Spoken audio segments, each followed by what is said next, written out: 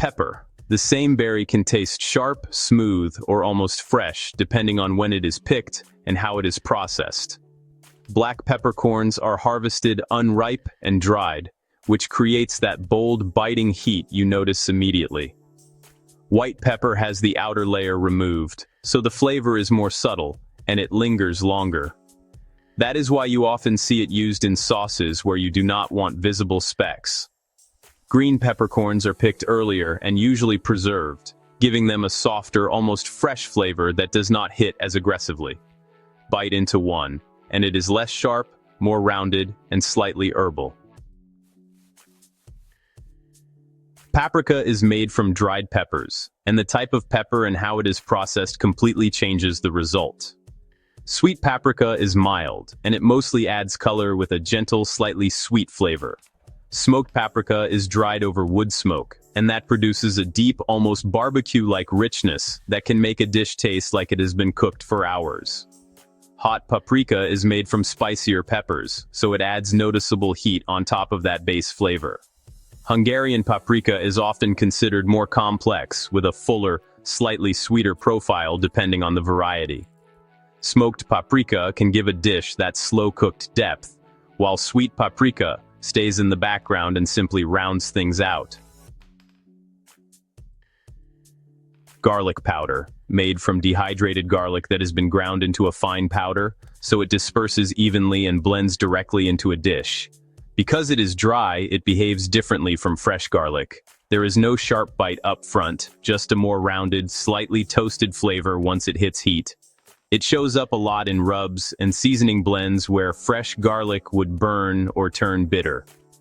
Garlic salt is simply the same powder mixed with salt. That sounds convenient, but it removes control because you are seasoning and salting at the same time. Onion powder. Made from dehydrated onions ground into a fine powder that disappears completely into a dish. Unlike fresh onion, it doesn't bring texture or moisture, just a steady, savory base that spreads evenly throughout. It won't caramelize or develop that natural sweetness you get from fresh onion. So, it doesn't really stand out on its own. It fills in the gaps instead of leading the flavor, which is why it shows up so often in seasoning blends and rubs. Onion salt is simply that same powder mixed with salt, which makes it convenient, but you lose control over how much seasoning you're actually adding. Cayenne pepper. The heat here comes from capsaicin, which spreads across your entire mouth almost instantly. That is different from black pepper, which contains piperine and tends to hit more in the back of your throat and nose. Because cayenne is ground so fine, there is nothing to slow it down. It does not build gradually, it just arrives all at once. That is why even a small pinch can shift the entire balance of a dish before you really notice it happening. Chili flakes, made from dried chilies that are crushed rather than ground, so you get both the flesh and the seeds in uneven pieces. That is why the heat is not as uniform. You will hit a seed and get a sudden spike of heat, then nothing, then another hit. The seeds tend to carry a sharper, more lingering burn, while the flakes themselves bring more of the chili flavor. It is one of the few spices where texture directly changes how the heat shows up as you eat it. Cumin. These small seeds carry a warm, earthy flavor that deepens when they hit heat. Used whole, they stay slightly bitter and aromatic. Ground, they become fuller and more rounded. But the real shift happens when you toast them in oil. Cumin is fat-soluble, so its flavor opens up and spreads through the entire dish instead of sitting on top. Add it dry and it can feel flat. Start it in oil and it turns deep, rich, almost smoky. Turmeric is known for its bright yellow color. The flavor itself is surprisingly mild and slightly bitter when tasted on its own. It rarely stands out in a dish. Instead, it blends in and adds depth once it is cooked. In many cases, it is used more for the color than the taste. A small amount can turn an entire dish golden without changing the flavor very much. Nutmeg comes from a seed, but it is actually part of a fruit.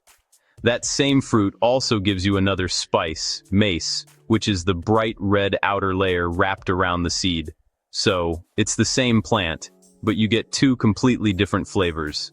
Freshly grated nutmeg has a much stronger aroma than the pre-ground version, which fades pretty quickly once it's exposed to air. In large amounts, nutmeg is mildly toxic, which is why you really only use a small amount. It's one of those few spices where going just a little too far can change the dish immediately. Now, cinnamon comes from the inner bark of a tree, which is why it behaves so differently from most spices. In stick form, it releases flavor slowly into liquids, and ground, it hits much faster and more evenly. There are also two main types, Ceylon and Cassia. Cassia is stronger and more common, while Ceylon is softer and just a little more delicate. In savory dishes, cinnamon leans warm and woody, not sweet, and that's why the same spice can feel completely different depending on how you use it. Bay leaves. These are almost never eaten on their own.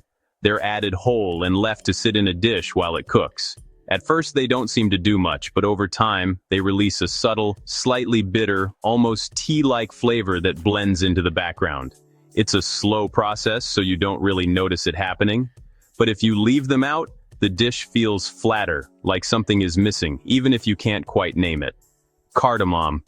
If you've ever had a chai latte and noticed that sweet, slightly floral note you couldn't quite place, that's cardamom. It comes in small pods that hold tiny black seeds, and that's where most of the flavor sits. Crack a pod, and the aroma and oils release quickly.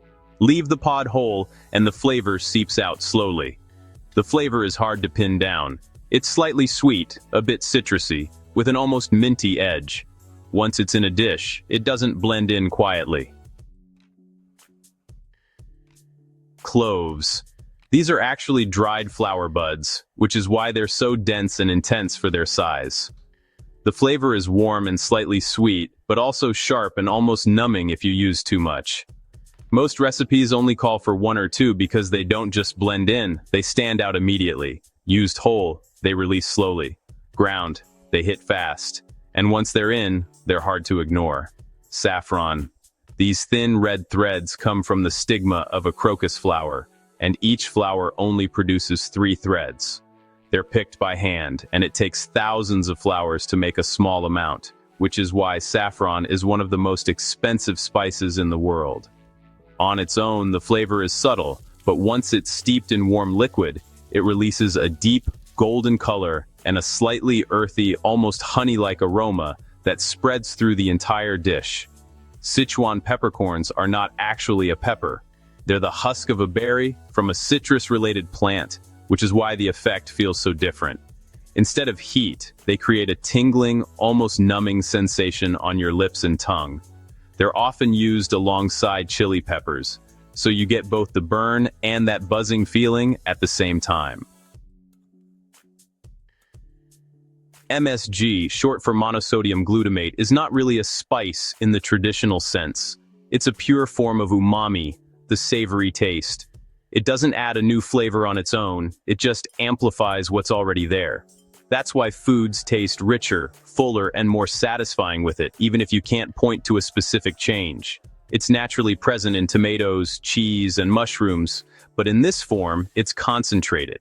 Most of the controversy comes from outdated claims. But chemically, it's the same thing your body already processes every day, just in a higher concentration. Thanks for watching. Let us know what we should cover next. And if you enjoy clear, fast breakdowns like this, subscribe for more.